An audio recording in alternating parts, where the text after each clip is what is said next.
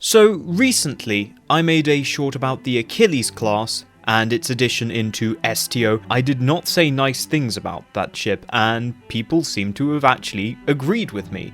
So now, I'm actually going to cover the ship that I vastly prefer to the Achilles, that being the Argonaut class. So why am I going to cover the Argonaut? Well, I like it. First and foremost, I think it's a very good looking ship, and also I think it is something of a gateway or latchkey design going forward into the 25th century, so it's quite a useful and important design to keep in mind. So today we're actually going to be looking at 4 ships. We're going to be looking at the Achilles and look at why that ship was never built. We're going to then look at the Argonaut and look at why that was built. And then we're going to look at 2 future designs, as these kind of indicate that this style of design certainly lasts well into the future. So without any further ado, let's get into it. So the Achilles class is a design project from 2375.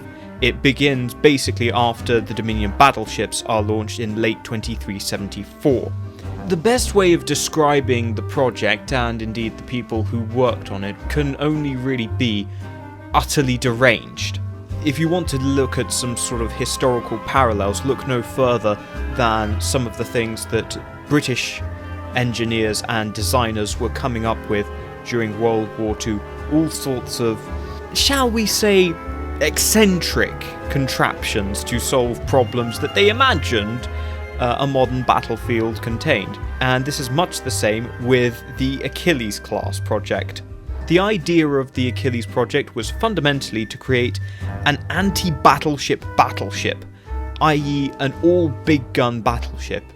Most battleships, particularly the Federation battleships, are what we would call fleet battleships, i.e. they have a mix of armament, but basically are capable of taking on a multitude of targets. There are other kinds of battleships which we might call assault battleships, things like the Negvar, or indeed the Dominion battleship itself, which carry large siege guns which are largely useless against anything with any kind of speed, but are extremely effective against static installations. The idea was to kind of channel more of the assault battleship into the design of the Achilles, something with just this massive walloping firepower that would be useless against everything else apart from Dominion battleships and maybe Houtettes. So I think it's fair to say that the basic design premise from the get-go of the Achilles project is already insane, and now it's about to get worse. So the Achilles was projected to come in at around about 612 meters long, 272 meters across, and 67 meters tall. It would have had a crew of anywhere between 450 to 500, with possibly the ability to carry a large complement of marines and troops as well. So we have already a very, very large ship. This is something approaching the size of a Galaxy class. Now granted, it has a very small, very flat profile, so it's not necessarily got the colossal mass of a Galaxy or even a Sovereign class, but it certainly isn't a small ship by any metric. In terms of armament, it would carry into battle 6 pulse phaser cannons. These are a larger version of the same pulse cannons that we see on the Defiant class, which are of course incredibly powerful weapons, and these are a larger scale version, effectively. This is its main real weapon.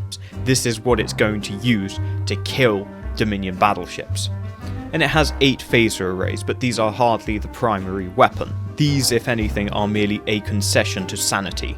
It also has 4 forward-facing torpedo tubes and 2 aft-facing torpedo tubes, which is quite respectable for the time, but also not anything particularly crazy either, given its overall size. These are your single-shot torpedo launchers as well, not any kind of multi-shot torpedo launcher, so actually it's still very much behind things like the Achilles Class.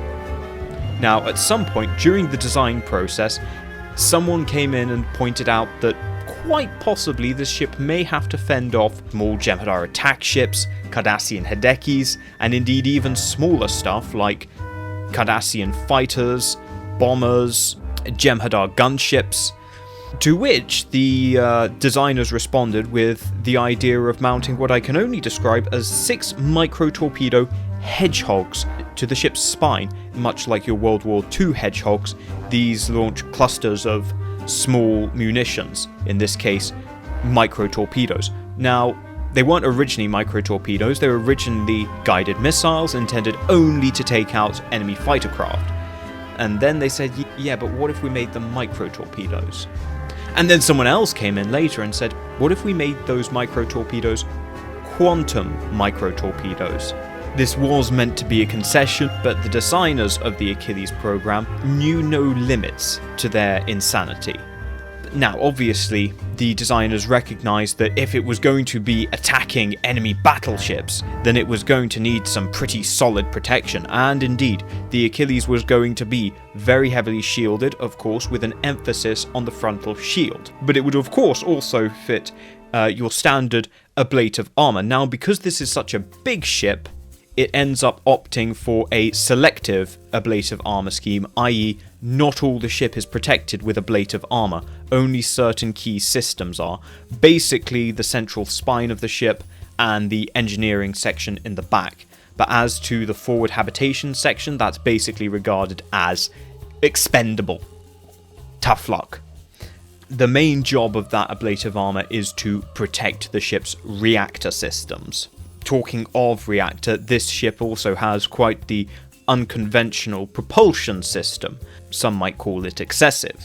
In terms of impulse units, you're looking at 2 mounted on the saucer, but there's also a pair of 2 additional impulse units mounted at the back of the engineering hull. These are a different kind of impulse engine. These are what we would perhaps call plasma burners. These impulse units, rather than using fusion reactors that are built into the engine, they instead draw their power from warp plasma. This is actually a very old design quality, but has only been used on a handful of ships for some pretty good reasons, namely overheating, but it would allow the Achilles enormous rates of acceleration. This would have been an extraordinarily fast ship, especially for its size, probably too fast for its own good.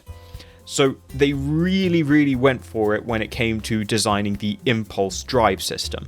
The ship would have been very fast, questionably maneuverable given the relative positions of the impulse engines. The only thing they really compromised on was the warp engines. They're pretty basic.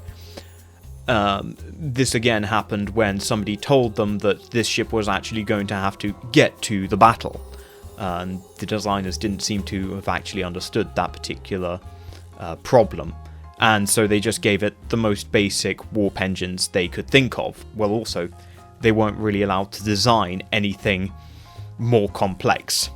So essentially what we have here is a kind of shrunk down Galaxy nacelle with a few modern refinements to it, but basically a half-size Galaxy nacelle to all intents and purposes. Now, as I previously mentioned, you have a lot of weapons on this ship. You have a very powerful propulsion system as well. And the result is that what we're basically looking at is a giant attack ship.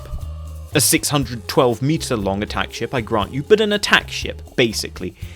And a lot of attack ships deal with the problem of overheating, and many of them have different ways of dealing with it. If you're the Hideki or the Romulan scout ship, you're actually not that powerful, and so you don't have to worry too much about overheating. But if you're the Defiant, you definitely do worry about overheating because you're stupidly overgunned, as does the Jem'Hadar fighter and indeed even the Klingon bird of prey. All of these ships have actually very good built-in cooling measures. As a consequence of having such overpowered weapons and overpowered engines, also attempted to remedy this overheating problem because the designers realized that the moment this ship opened fire, it would probably blow itself up. So they gave it 6 plasma vents. That's it. They gave it 6 plasma vents. That's all they gave.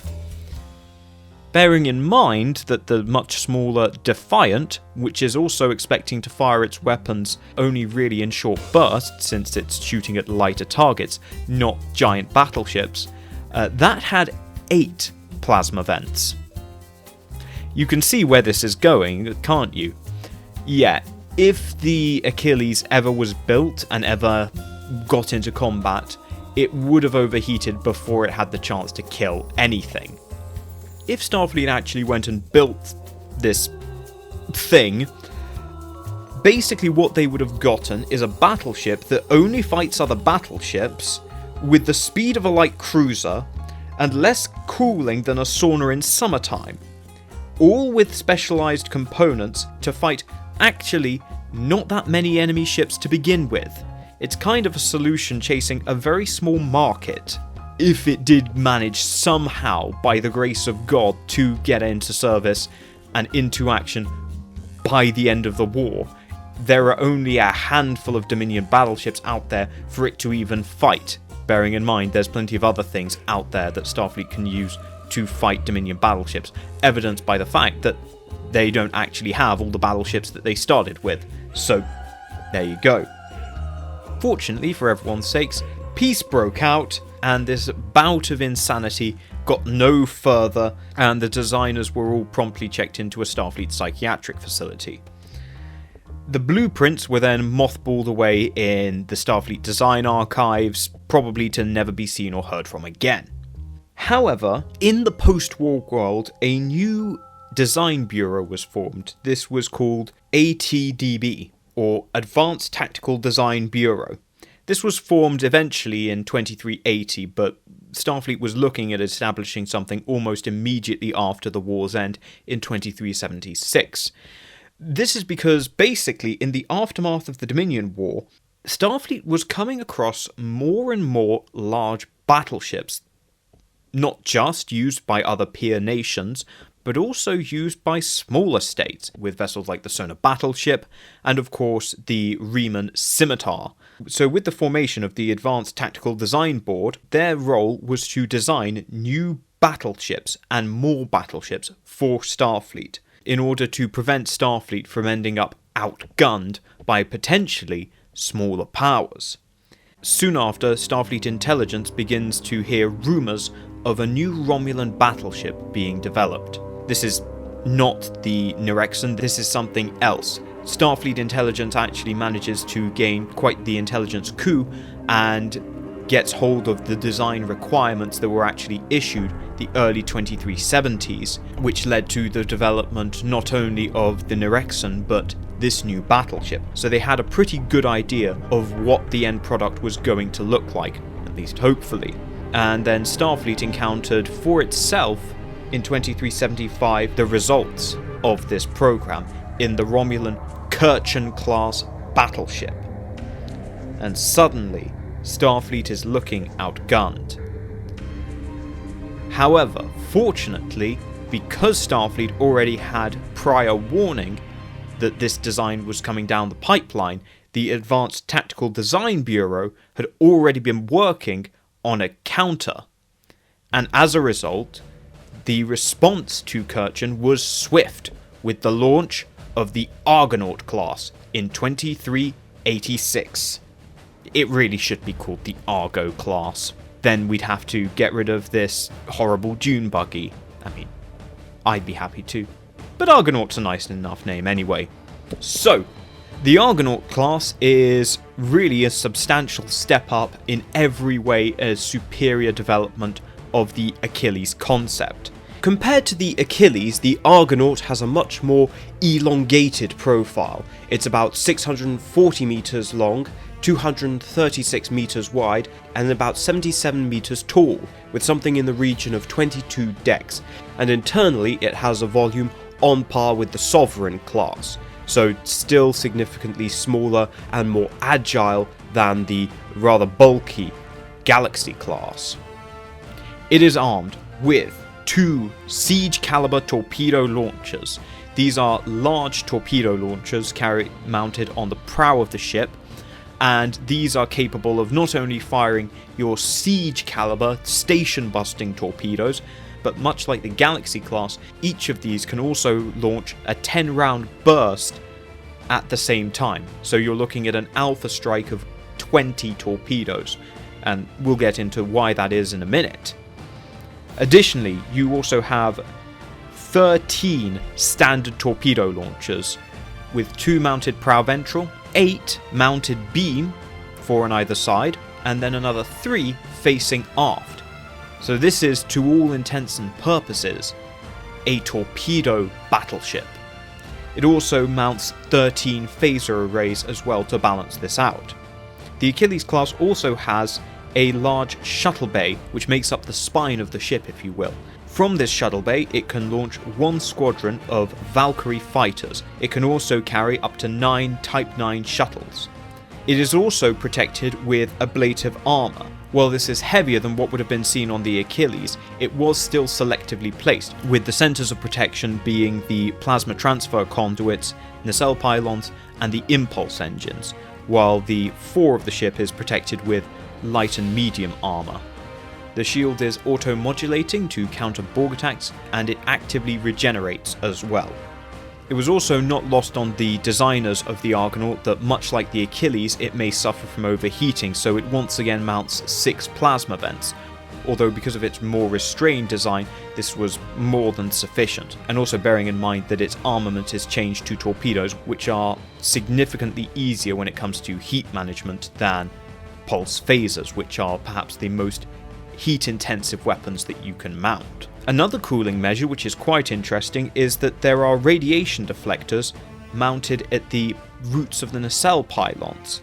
These essentially are just there to improve hull life and also protect the ablative armour. Ablative armour can actually be degraded by the radiation emitted by warp nacelles and thus become less effective, and so these radiation deflectors help improve the lifespan of the ablative armour and also the overall lifespan of the hull, means less baryon sweeps and such.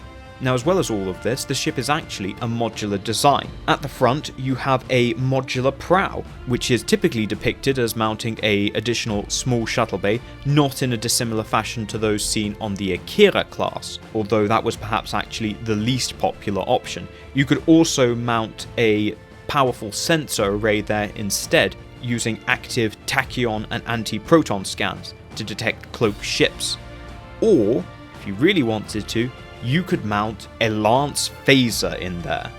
And actually, strangely enough, this was a very popular choice, not just with those ships that were given tactical duties, but actually those who were sent out on missions of exploration, as the lance phaser actually proved to be a very, very useful asset in a number of situations. The ability to basically drill your way into basically anything, cut through anything.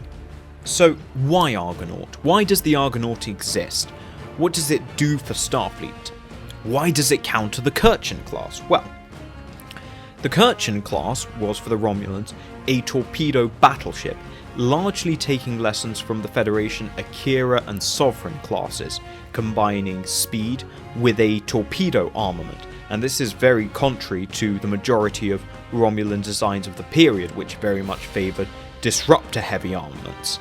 What this meant is that actually, in a matchup between, say, the Sovereign class and the Kirchen would have had a distinct advantage. Yes, of course it has a size advantage to begin with, but also it would have had a range advantage. The Kirchen had the speed to keep the Sovereign at bay, and because its armament is largely that of torpedoes, it would be far more capable of just boxing at that range, and there would be nothing that the Sovereign could do to counter it. And this actually all goes back to the Starfleet anti-Borg doctrine, where you had your 3 archetypes of ships. You had your brawlers, Defiant and Steamrunner, these ships that get in up close and personal and beat the absolute hell out of the enemy ship and are heavily armoured themselves. They don't necessarily do colossal amounts of damage, but they are up in the enemy's face and they have the ability to take a hit. That's arguably where the direction in which the original Achilles class was actually going. Certainly that was very much intended to attack the enemy head on. Then you have your counterpunchers. These sort of form the middle of the formation, and this would be your sovereigns and sabers, and they're there to sort of lend support to the other two and run sort of medium interference. And then you had the outboxers, these ships that were generally quite fast, lightly protected, and carried a long-range armament, the Akira and the Norway. What we get in the Argonaut is basically a combination of the Akira and Norway, and you can actually see that in the overall structure of the ship. It shares a lot of DNA, not just with the Akira, which is perhaps the most obvious influence, but also does share a lot of DNA with Norway as well, particularly once you put that Lance phaser on there. Suddenly starts to resemble it quite a lot. So another reason is also because Starfleet recognised that having only one capital type ship is actually quite dangerous and not a brilliant idea. You see, in the Dominion War, their capital ships were Galaxy Class, or if you were very lucky, a Sovereign Class. That's fine, those are fine ships, but they are built for certain roles and certain capabilities. And what this meant is that in other areas, like your up-close brawling or your long-range outboxing, they didn't really have anything in the battleship weight class. So what we actually see with the Argonaut is a reversion to the 23rd century heavy cruiser doctrine, albeit now upscaled to battleships. You had the 23rd century heavy cruisers, the Constitution refit, the Andor class, the Constellation class. These three heavy cruisers all had different roles within the 23rd century battle fleet, and much the same, Starfleet is looking at developing these designs like Argonaut to complement the Sovereign, to be the constellation to the Sovereign's constitution. So how does this ship specifically counter the Romulan Kirchin? Well, it has two main factors. Not only can it match the Kirchin in a sustained torpedo exchange, but it also has a very powerful alpha strike, and this is very important when you're fighting cloaked ships, because your firing opportunities are very few.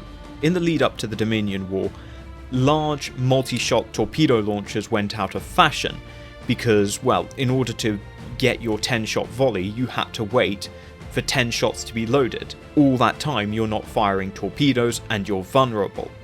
And so the preference during the Dominion War was indeed for ships that could mount a sustained barrage, and certainly the Argonaut is perfectly capable of maintaining a torpedo barrage. It does bring back that ability, that capability to have a multi-shot alpha strike, which is going to be absolutely devastating and can make the difference between life and death in an engagement with cloaked ships.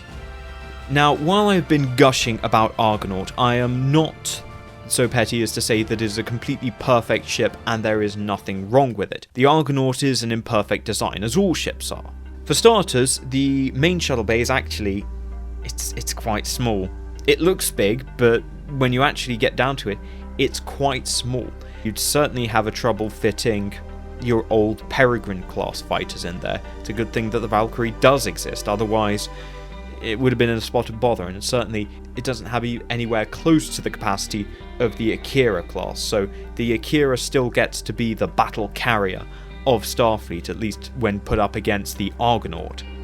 It was also terrible when it came to turning at impulse and warp. This is basically because of its very long profile and the fact that your impulse engines are actually quite underpowered. It can accelerate pretty well, but don't expect it to turn very easily, and that also goes for the warp engines. Now you might be saying, well, hang on a second, Venom, this has a downward nacelle orientation, and surely that would improve warp speed maneuverability. Well, on Klingon ships it does, but bearing in mind with Klingon ships, that's because they concentrate their mass at the back. On the Argonaut, it's concentrated forward, and as a result, it's more riding the forward lobe of the warp field, and so loses out on that maneuverability, although it does have second to none warp speed acceleration. At that, it cannot be challenged. However, a consequence of that is that it does have a very poor cruising speed. Its cruising speed is really quite pathetic. And yeah, you're not going to send this out on any long-term assignments, really, because it's not going to get anywhere long-term fast. When it needs to, it can run like hell, but the rest of the time it's going to plod along. The phaser arrays are also relatively low power. Now, this is actually an intentional design choice.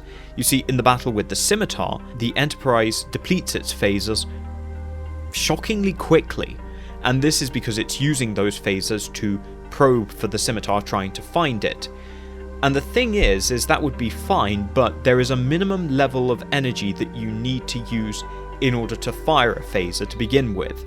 And as a result, they're firing actually shots that are much more powerful than they need to be, considering all you're actually using the phaser for is spotting. So as a result, the Argonaut has weaker phasers, which means more shots. The side effect of that is that they can't quite ramp up to the same level of power as you could with, say, Sovereign's phasers. It's not really much of a downside given the overwhelming torpedo armament of the Argonaut, but it should be borne in mind. And then finally, perhaps a cardinal sin in my opinion, for a battleship, for a capital ship, the Argonaut has no specialist auxiliary craft. There's no captain's yacht of any kind, nothing specialist to it. It just has the shuttle bay and that's it, which if anything I think is a bit of a missed opportunity and definitely limits its overall capabilities. However, on balance, it is certainly fair to say that the Argonaut was a successful Starship design, as later on we would see new designs based on it. First and foremost, we would see the Pathfinder design, which is essentially much how the Intrepid is often seen as a shrunk-down Galaxy class. The Pathfinder could really be said to be a shrunk-down Argonaut class. And then well into the 25th century, we would see it be succeeded by the extremely graceful and extremely advanced Emissary class, though we will probably talk about these ships in another video. I'm realizing that I've already taken enough of your time as it is, so I think I will leave it there. But I think it is fair to say that overall the Argonaut was a successful design that succeeded in its ultimate mission of keeping the peace. Now, I've been harsh on the Achilles, and hindsight is 2020, and it was wartime. You're throwing every idea at the wall and seeing what sticks, and you can't blame them for that. Indeed, with the Argonaut, you can see that when that idea was actually given time to breathe, we get a really great Starship design. Whenever you're engaging in a design project, you're striving for a perfect balance of caution and crazy. One might say that that balance tipped a little bit too far in the Achilles project, but with the Argonaut class, I think we can say with a great deal of certainty that it was indeed a perfectly balanced design program with just the right amount of caution and crazy. And Starfleet, well, she likes crazy. Thank you all for watching. I hope you enjoyed. Leave your thoughts in the comments below. Special thanks to my community who have procured the Achilles screenshots that you will have been seeing during the video, and Admiral Horton, who provided me with angles of the beautiful Argonaut class for your enjoyment. Make sure to check him out. Link in the pinned comment, and I will see you all in the next video. Thank you to my members for supporting the channel. My glorious Navarks, Tully DT, Rella, David Reeves, Macross Schaffer, and Sean Farrell. My dutiful commanders, Philip Tye, Birdmonster, Jeff Hallam, Mark Philippe, Robert Kahn Strider, Narata, Nathaniel Mead, Gabe Logan, Adam Bowman, Nicholas Walsh, Martin McConville, JC Tech Wizard, Alcara Dreamer, Gloom Cookie, and Der Monarch. And I salute my Centurions, Pendlebury, Marcus Hall, Julian Arnott, Freedom Trooper, Okokatum Questo, John Nicole, Athis Collection, Tobias Klein, Mazarine, Bird of Play D3, Khan the Skektal Overlord, David Jackson, Andy Clark, and Guy Haslam. And I thank all my loyal sub-lieutenants, and I welcome Valerie's authentic life. Thank you all for supporting the channel, and I will see you all in the next video.